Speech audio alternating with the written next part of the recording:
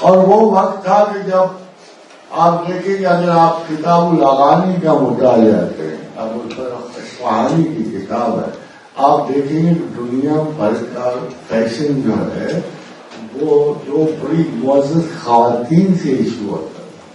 ایک عاتقہ بنت طلحہ تھی، ایک سکینہ بنت حسین تھی، کہ ساری نفاست، ساری اعلیٰ ترین ڈیزائننگ جو تھی ان دو خواتین کے نام سے ایشو ہوتی تھی، کہ جس کو یہ اچھا کہہ دیتی تھی وہ لباس اچھا سمجھا جاتا ہے، جس خوشبو کو اچھا خوشبو کہتی تھی وہ اسی خوشبو.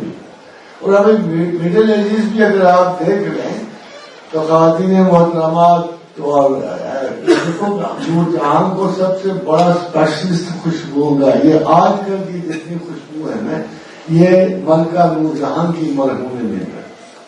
Why are we so much impressed by this illogical, unconfirmed supremacies of the king? کتنے ظالم کو ملے اور کیا کمال انہوں نے کر کے دکھا دی. انہوں نے فیملی لائف اپنی اجاڑ دی، ہم ان کی دیکھا دیکھی اپنی اجاڑ دی. آپ بھی سچ کی کیا یہ بندروں کی صلاحیت نہیں ہے؟ کافی لوگ لیکن مسلمان تو ہر حال میں مسلمان. ایک بڑے خوبصورت شاعر نے کہا کہ اس نے کہا تو جو چاہے لباس پہن، باہر رنگے کے خواہی جامہ اور پوش، تو جو مرضی لباس پہن، تو افریقہ کا پہن لے، مغرب کا پہن لے، مشرق کا پہن لے، اس سے کوئی تعارض نہیں ہے، مگر تجھ میں وہ شان رسول کو چھلکنی چاہیے. باہر رنگے کے خواہی جامہ پر پوش، من انداز قدر ترا بھی شناسم. مسلمان اس کردار کی وجہ سے پہچانا جائے گا، اس سچائی کی وجہ سے پوچھا. رسول اللہ صلی اللہ علیہ وسلم سے پوچھا گیا کیا مومن بخیل ہو سکتا ہے؟ کہا ہاں ہو سکتا ہے. پوچھا گیا کیا مومن بزدل ہو سکتا ہے؟ کہا ہاں ہو سکتا ہے. پوچھا گیا یا رسول اللہ کیا مومن جھوٹ بول سکتا ہے؟ کہ نہیں، مومن جھوٹ نہیں بول سکتا. ایک میرا چھوٹا سا دوست تھا، وہ کوریا چلا گیا. وہ کوریا چلا گیا کچھ عرصے کے بعد وہ ایک خاتون، پوری خاتون کا مہمان تھا، تو اس نے اسے کہا کہ میں اسلام قبول کرنا چاہتا. تو بڑا حیران ہوا، نے کہا کیوں قبول کرنا چاہتا؟ انہوں نے کہا میں نے تمہیں دیکھا، تم میری قوم سے اتنے جڑاؤ، تم نے آج تک کبھی جھوٹ نہیں بولا، کبھی تمہاری نظر خراب نہیں ہوئی، تم نے کسی معاملے میں بدردی نہیں کی، اور میں سمجھتا ہوں یہ تمہارے رسول کی وجہ سے، اس لیے میں اسلام قبول کرنا چاہتا ہوں.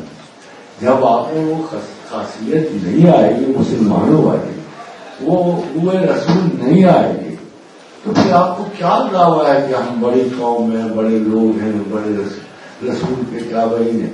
تو یہ سیرت رسول آپ کے کس کام آئے گی؟ یہ کتابوں کی زینت رہ جائے گی. اس طرح تو انگریز بڑے اچھے ہیں، فارن مصنفین سارے کہتے ہیں he was the greatest possible leader of all time. 2 مرتبہ کتابیں لکھی گئی سیرت، کارلائل نے لکھی، پھر 100 Great Men لکھی. دونوں دفعہ جب شخصیات کے تقابل میں کارلائل نے ہیروز اینڈ ہیرو ورشپ میں اپنے پیغمبر کو چھوڑ دیا، عیسیٰ علیہ السلام کو چھوڑ دیا، اور محمد رسول اللہ کو پروفٹ ایز اے ہیرو کہا.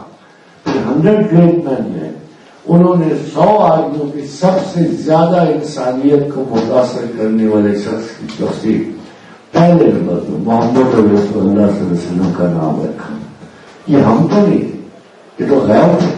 تو آپ کے پروفٹ کو آپ کی خالی تعریف و توصیف کی ضرورت نہیں ہے، وہ دوسروں سے بھی خراج لے لیتا ہے.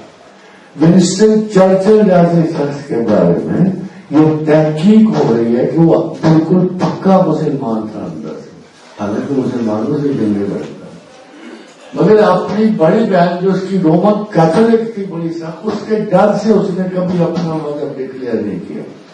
دا لیٹسٹ انفارمیشن اباؤٹ ہم از کہ وہ بڑا پکا مسلمان تھا، مگر اپنی بڑی بہن کے ڈر کی وجہ سے جو رومن کیتھولک تھی اس کی وجہ سے اس نے کبھی اپنے آپ کو مسلمان ڈکلیئر نہیں کیا. خادم آزاد حضور صلی اللہ علیہ وآلہ وسلم کو کوئی خوشامد کی ضرورت نہیں ہے. ان کو اپنے کردار کی تسلی کے لیے مسلمان ایز اے نمبر ان کی ضرورت نہیں ہے. ہی از اے گریس فار اس. اس کا کرم ہماری ذات ہے. ہم لوگ ان کے مرہون منت ہیں. الجھی راہوں کو سنوارنے والے ہمارے رسول ہیں.